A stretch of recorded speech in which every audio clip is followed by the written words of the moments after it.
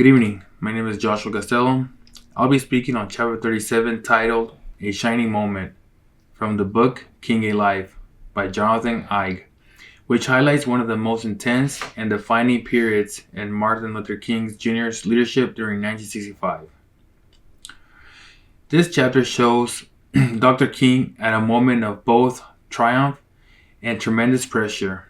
In 1965, he expands the civil rights movements beyond the South and into the urban North, especially Chicago. There, he confronts housing discrimination, school segregation, and deeply rooted structural racism that many believe was too complicated to fix. At the same time, he was traveling, constantly leading marches in multiple cities, negotiating with political leaders, and attending the signing of the Voting Rights Act. The chapter also captures the growing national tension around the Vietnam War.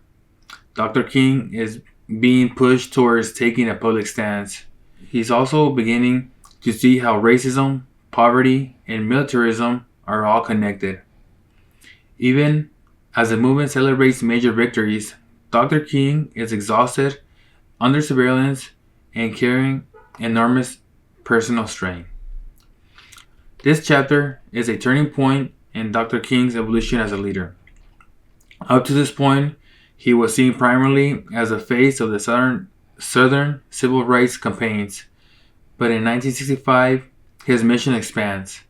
By taking on Chicago, Dr. King shifts from fighting legal segregation to confronting systematic inequality, problems embedded in housing, policing, and economic opportunity.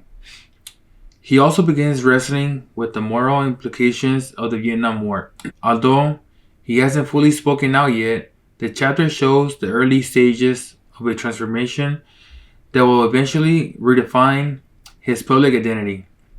Dr. King no longer just leading marches, he's broadening the movement into a national and global struggle for justice. Dr. King is reshaping the nation's moral foundation. Just as original founders defined America's political identity, Dr. King is redefining its moral identity. His work in Chicago and his emerging critique on the Vietnam War challenged the country to confront the gap between the ideals and its reality. He pushes America to expand its definition of equality and citizenship. Dr. King is building new national norms and expectations by broadening the movement to include voting rights, economic justice, and northern segregation. Dr. King is effectively rewriting the civil rights means in America. He's establishing new standards for federal responsibility, public protest, and democratic participation. In this way, he functions as a modern founding father, someone reshaping the country's purpose and obligations. This chapter shows me that Dr. King's greatness wasn't just in his speeches. It was in his willingness to take on harder, more unpopular battles because he believed the country needed deeper transformation. He made me appreciate the emotional and physical costs behind the victories we often take for granted. Another important takeaway from this chapter is how clearly it reveals Dr. King's strategic courage.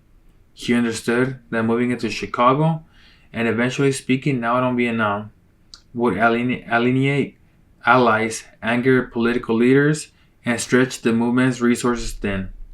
But he also believed that leadership meant confronting the full truth of American injustice, not just the parts that were politically convenient.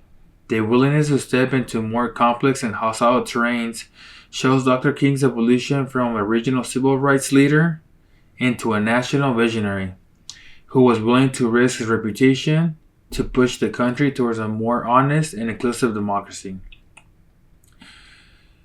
What most stood out to me in this chapter is how human Dr. King is. We often see Dr. King as a symbol, but here we see the weight that he carried, the exhaustion, the constant travel, the political pressure, and personal sacrifices behind the scenes. Even after the Voting Rights Act, a movement that could have been a stopping point, he doesn't slow down. Instead, He pushes into Chicago and begins confronting the Vietnam War. Thank you.